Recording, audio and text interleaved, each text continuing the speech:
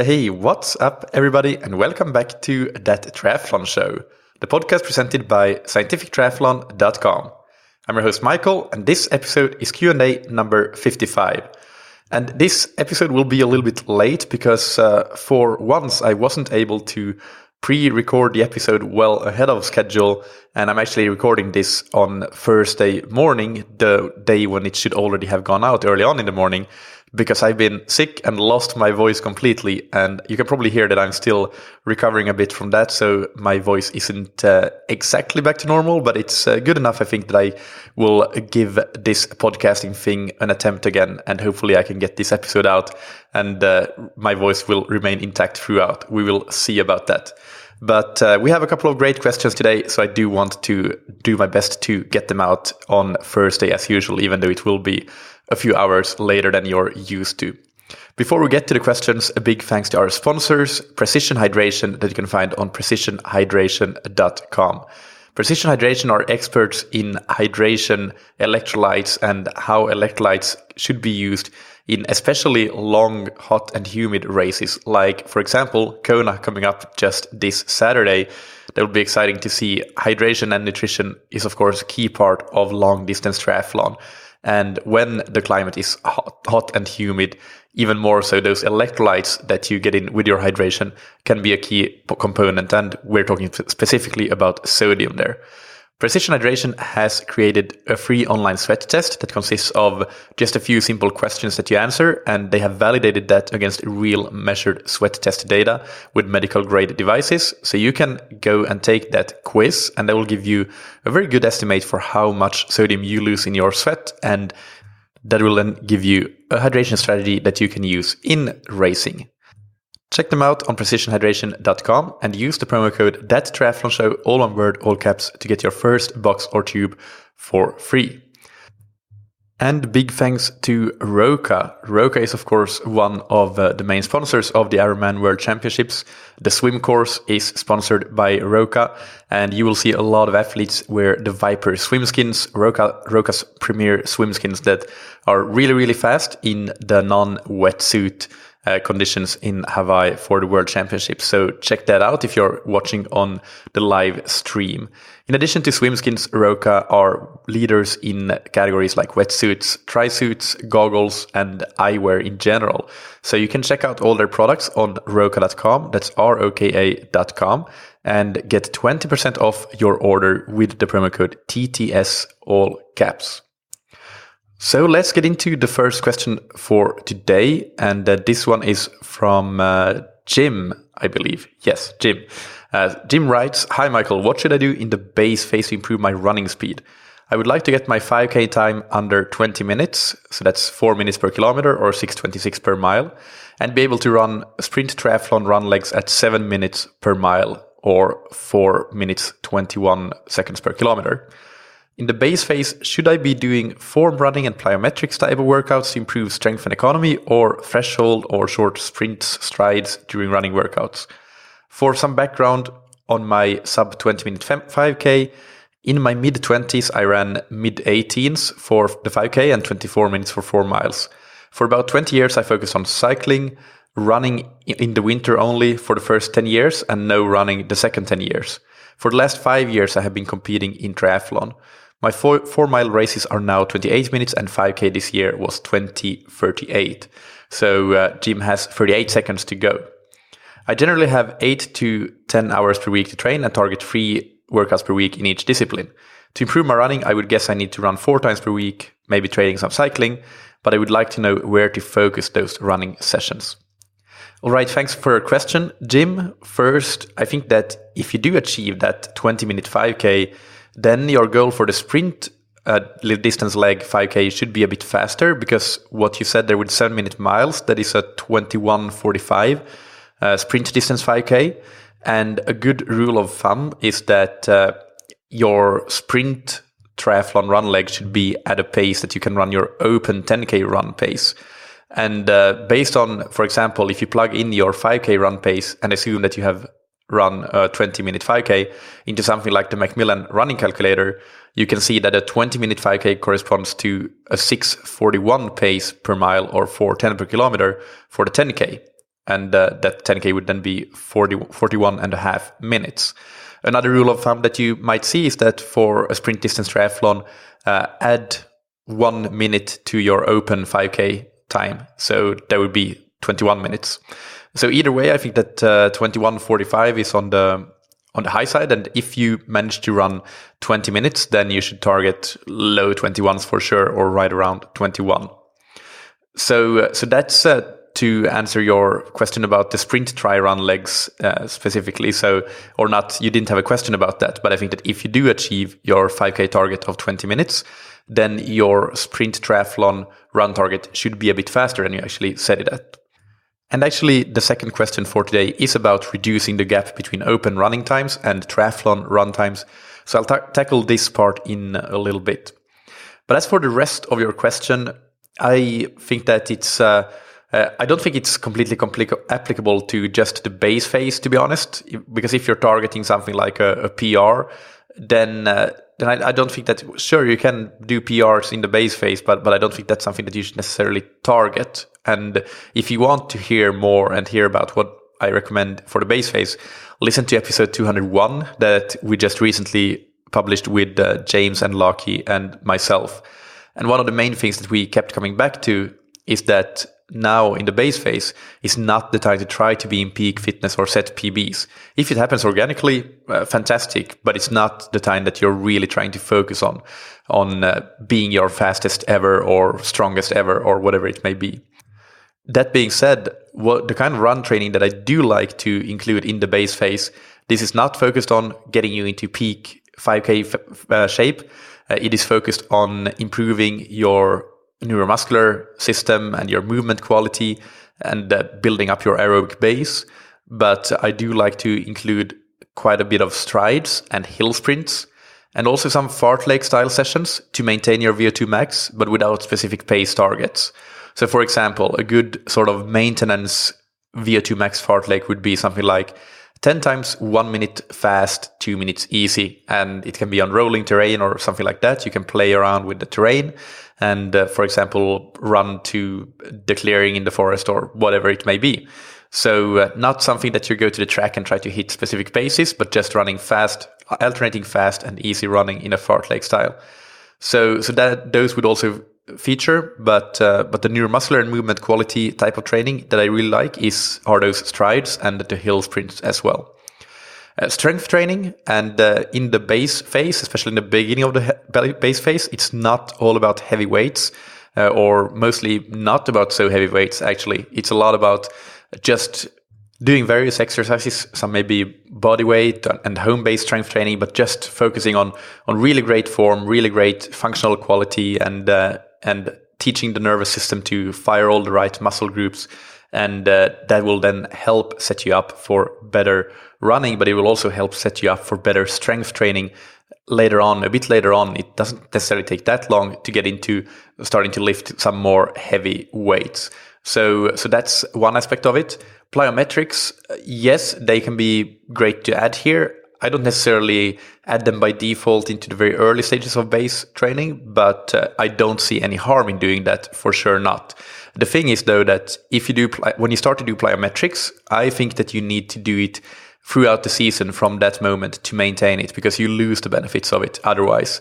So what I tend to do, it's not something that I always do necessarily, but what the standard sort of template for including plyometrics is to include it a bit later on. So in the maybe later phases of base training is when we start to include plyometrics, and then we keep them. So we have some plyometrics on a weekly basis in the program to maintain all the benefits that you build up. And then the other thing that I really think that now is a good time to do in the base training is to start to incorporate the habit of doing a little pre-run mobility routine before each and every run. And that will also help you set you up to run better. And in the long run, when you get to the more challenging types of workouts, then this will hopefully have allowed you to unlock maybe some tightness you have, or just make that speed come a little bit easier to you. So this all will set you up for long-term season-over-season improvements in the run. If you haven't been training with any structure before, it's absolutely possible to set some 5K PBs doing this type of training. I'm not saying that it's not, and there's nothing wrong with it if you do that, of course. But I know you write actually later in your email that you have been using one of my training plans. I think it was the 7.3. I'll get to that. It's a bit further down my notes. So you have been training with structure. You've had a good structured plan. So for you, if you do this type of training right now, it probably won't lead to your peak run performances at this time. And that's not what you should be striving for either. You should be striving for being in peak running form a bit later.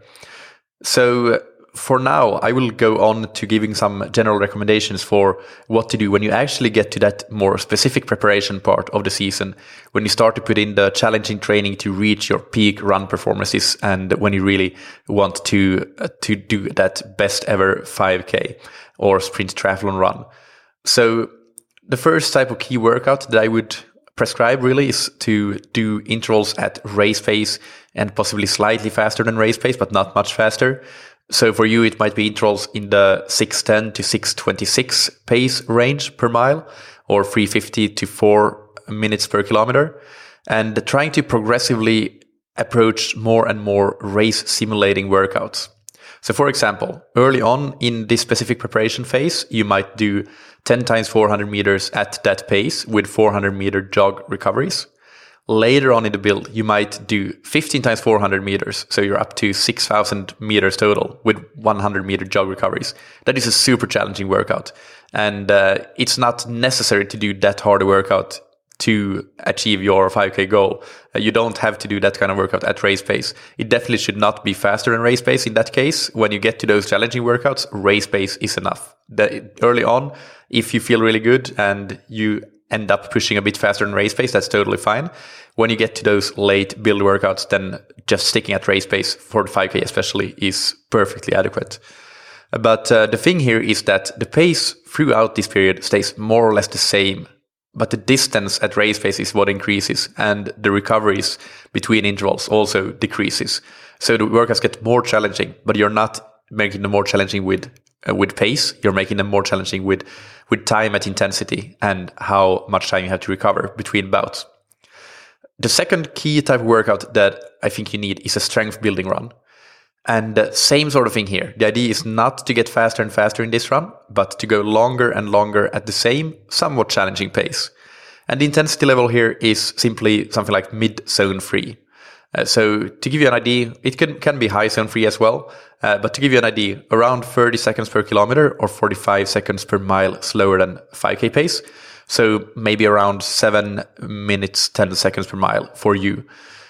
And to start, you might just do a 20-minute tempo run at that pace.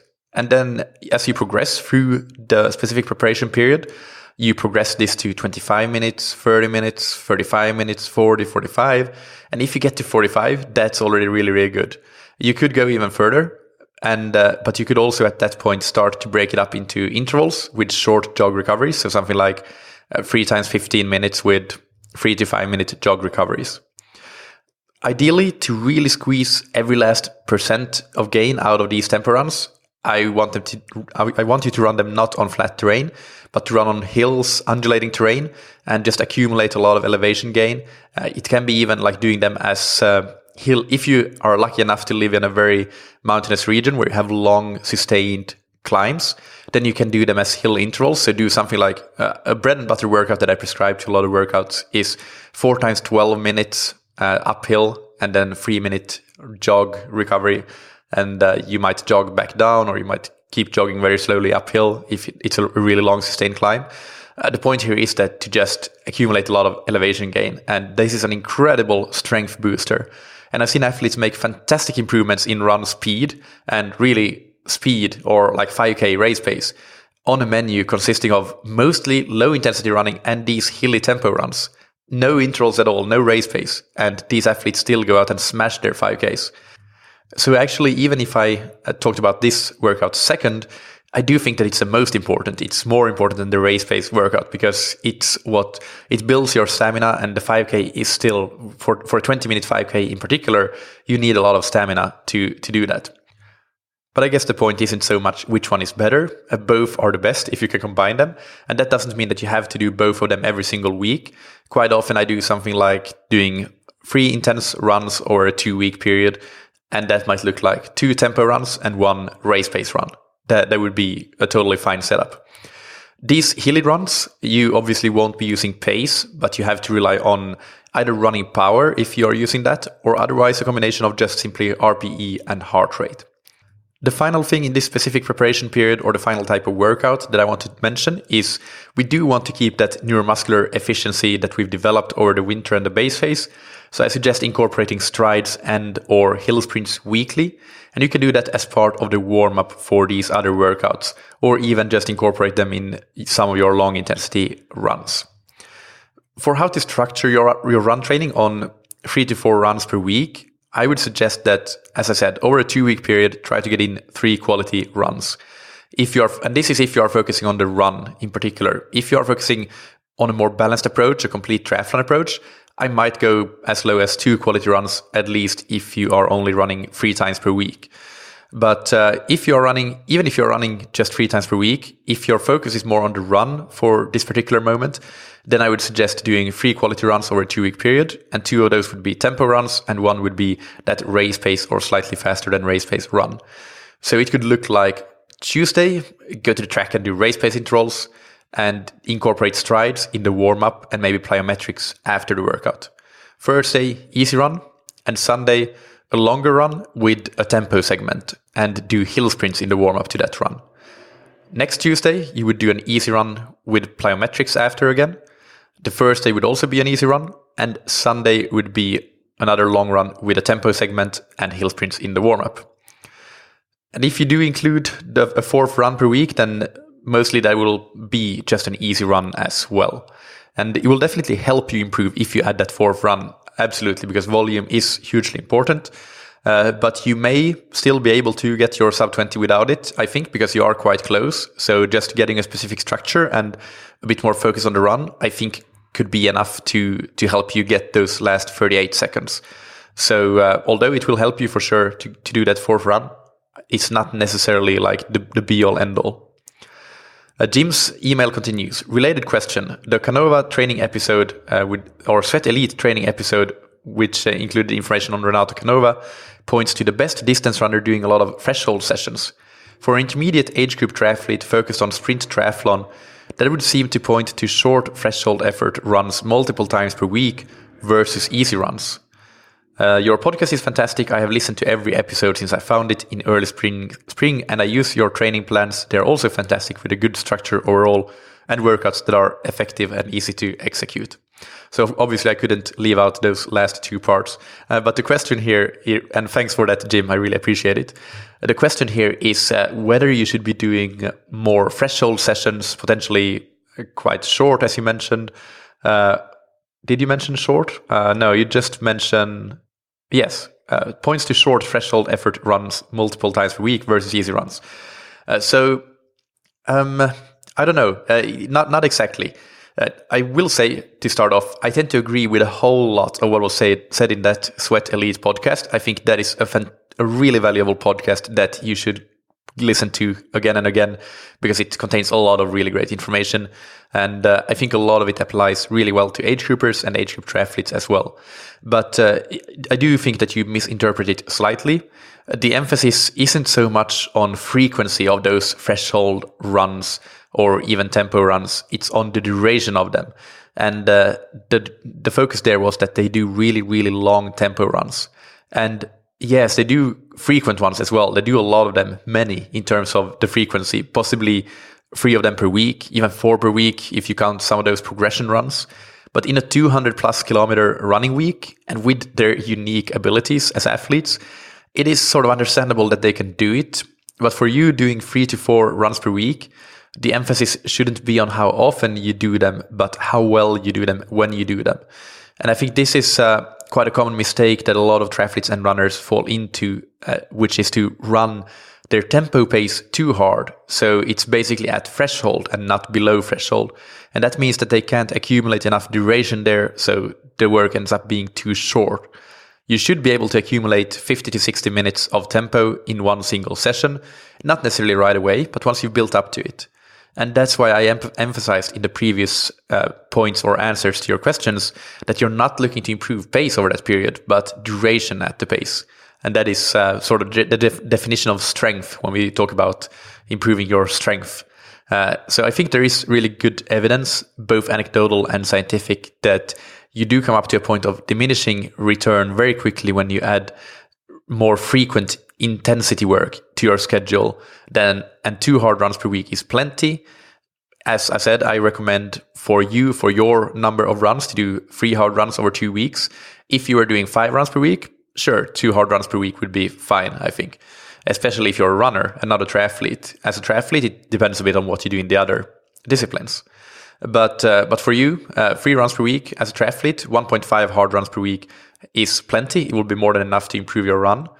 Because over a long training year, that will be very sustainable, and it will lead to you being able to do really good quality when you do those sessions, and that will lead to those long-term improvements.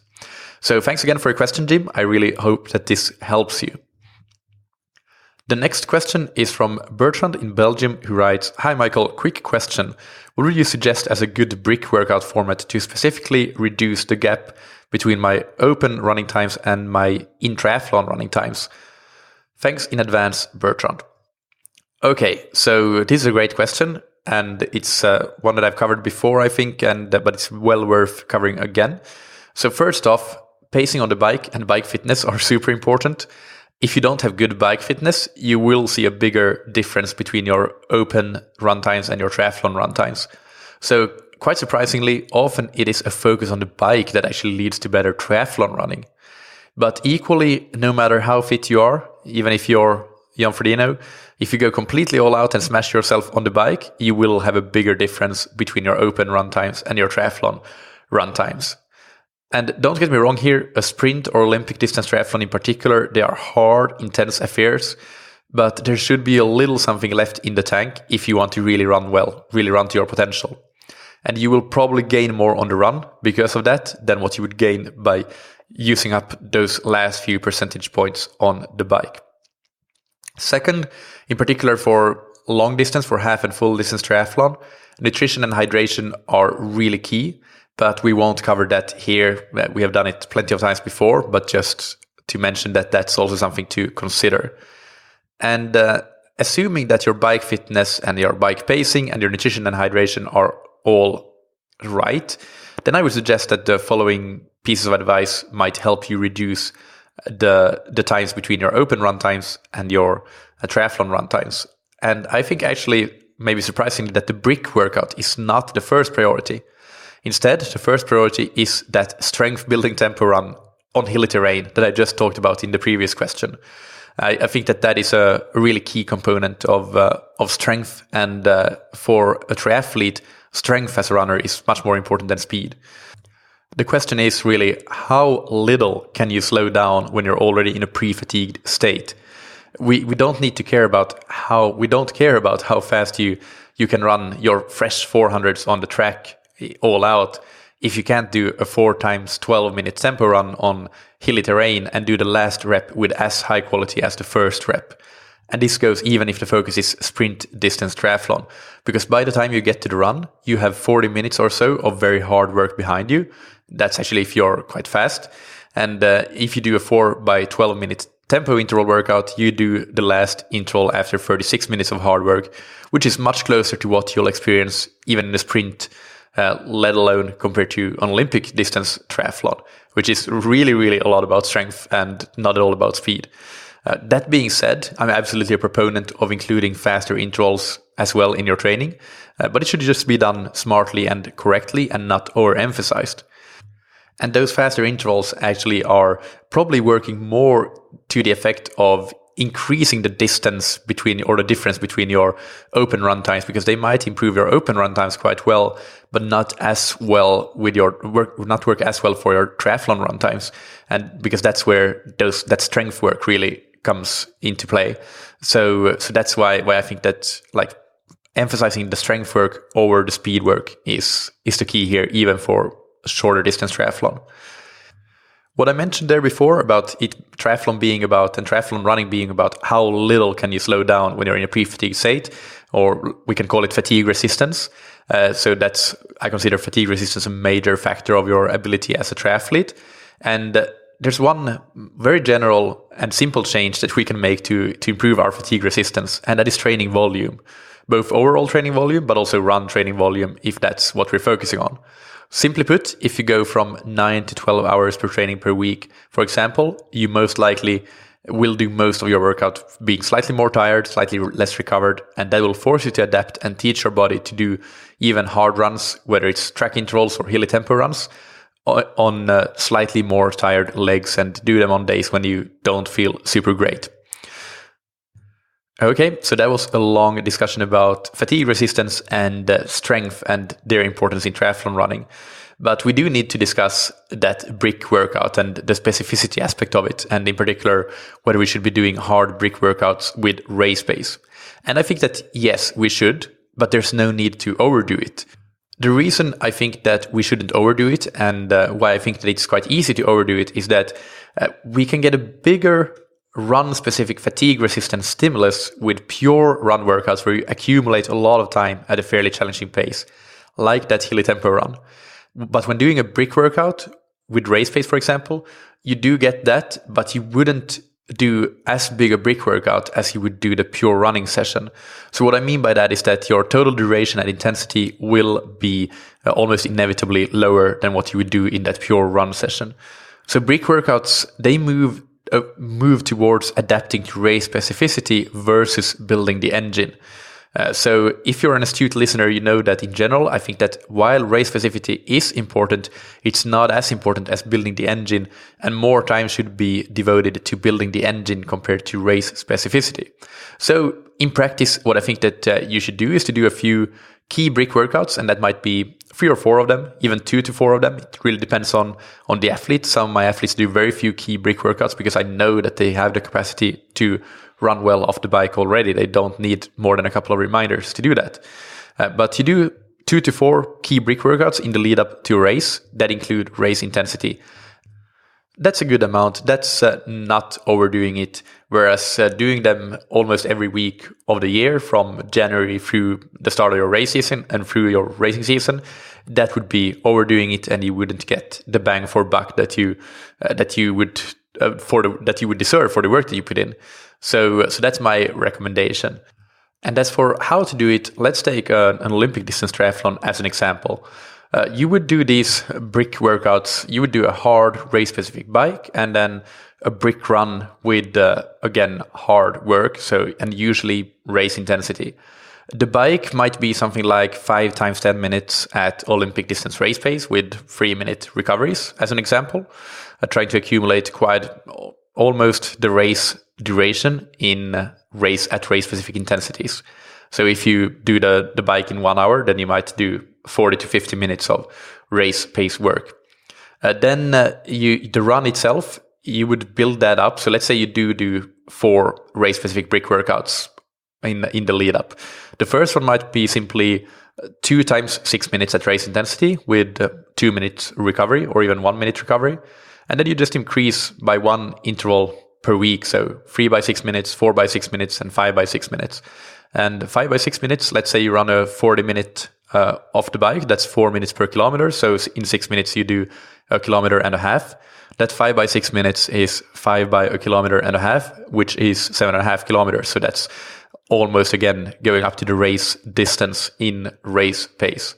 And you don't need to go all the way up to the race distance, because the risk is that you are leaving your race out on the training ground. So that's not what you want to do, but you do want to build up towards that and be somewhere in the ballpark. That's a good example for the Olympic distance. For half and full distance, there will be bigger differences, obviously, between the workout time at race pace and race time at race pace. So even if you're doing a half distance, for example, and you will run in around 1.5 hours, you wouldn't be doing, I would say, at most 1 hour at race pace off the bike.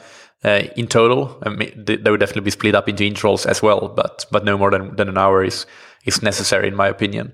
And that is definitely a hard workout. So that's very few of my athletes, I would say, do that much hard running off the bike leading up to a half distance race. One final piece of advice for reducing the delta between your open and triathlon run times is strength training. There is good evidence that strength training helps efficiency and economy in the latter part of longer workouts. And to my knowledge, these studies have been done in cycling only. So, for example, cycling during the third hour at submaximal intensity is more efficient if you are doing strength training versus if you're not.